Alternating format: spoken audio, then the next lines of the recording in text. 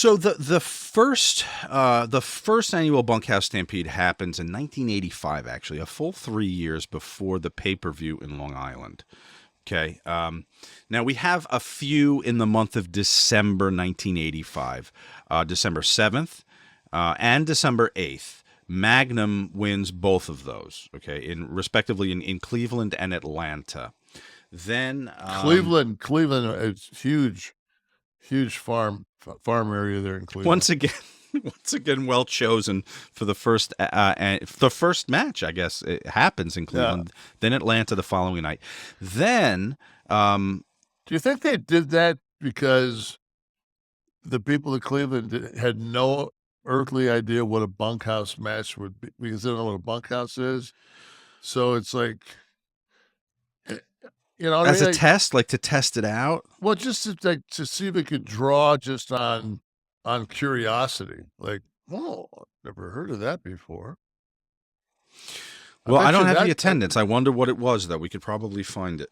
I bet you it was far less than 6,000. Then on the 15th of December, 1985, and then again on the 28th of December of 1985, Dusty wins both of those. In Greensboro, okay, we're getting closer, right? Now we're choosing areas that might be a little more, and then Philly on the 28th. I mean, I remember the first time I went to Philly when I was a young kid, and my uncle took me to the ranch. Well, no, he said to me, he said, "You want to get a cheesesteak, or do you want to go brand some cows?" And I looked at him, I'm like, "What's a cheesesteak?" Because it was, it's Philly. I mean, brand some cows. Right, exactly. It's cheesesteak. It's Cow City. I mean, I understand that the beef comes from a cow, but that's neither here nor there. No. When you think Philly, you think ranch hands, you think large pens of animals and transient bunkhouse workers, yes, stacking up in the barn for the night and going at it. So this is December 85. This is the 4 bunkhouse matches that happen on the road, all house shows, I think. And so then 1986 is the next time any Bunkhouse Stampede match happens, once again in December. So this appears that it's going to be an annual December event. In this almost year, like if you didn't get what you wanted for Christmas, or this is like, hey, you didn't get a bike, but I do have some upper bowl bunkhouse tickets, right, to see.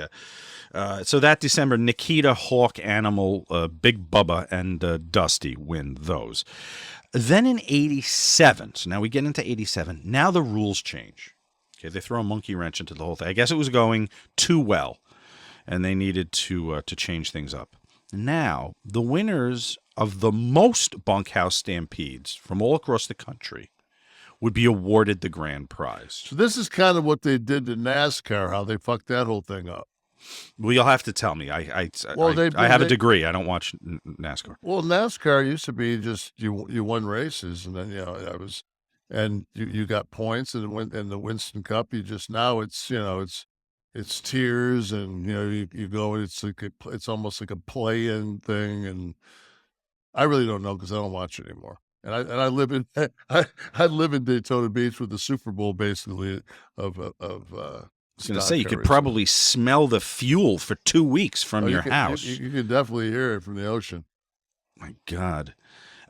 So in 87, the rules change, and now whoever wins the most is going to be given the trophy and declared the Bunkhouse Stampede. But wouldn't you know it, by the end of 87, Big Bubba Rogers and Dusty are tied. So what do you do for the big blow-off? Where do you go to award the boot for the Bunkhouse Stampede? And Kev, if you're thinking the home of the Penguins and Steelers and Pirates, you would be correct. Pittsburgh Civic Center. Well, February 27th. I actually saw that there was some important knowledge that came across the bottom of my screen. This is that I was only privy to. The Cleveland, of course, the first one now we know it was in Cleveland.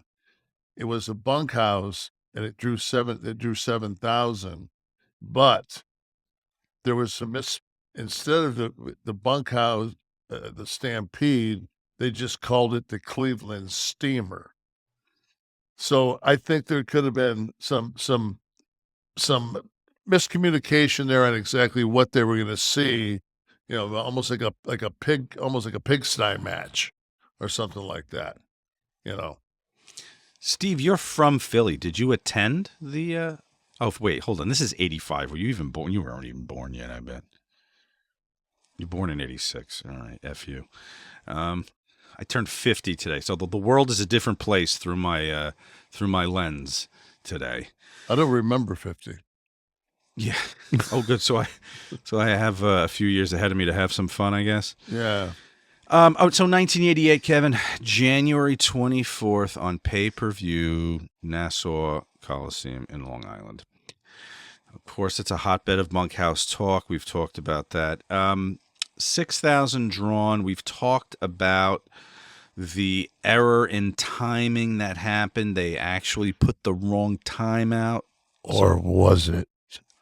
Right. I don't want to start any conspiracy theories here. I don't know if Paul Pelosi was at the event or not, but the pay-per-view does a respectable 200,000 buys, though, which isn't bad. But Vince, in his imminent intelligence, runs a Royal Rumble for free on USA Network with people that they actually know in the Northeast. Running it for free on USA Network, and of course it diverts buys from the Bunkhouse Stampede. And anyone who may, in the New York area, as Kevin's indicating, may have wanted to go down to the ranch to watch the Stampede. So the pay-per-view, like I said, it does 200,000 buys, which isn't bad. But Vince's free Royal Rumble on USA Network does an 8.2.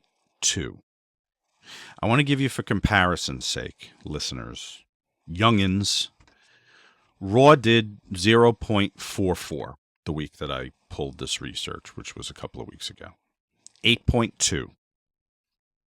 0.44. Okay, so that's the impact that the sport was having.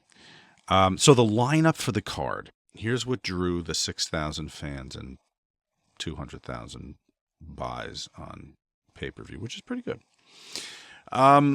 Nikita takes on Bobby Eaton with Jim Cornette. This ends in a time limit draw. This is for the World Television Championship. Nikita was holding the title at the time.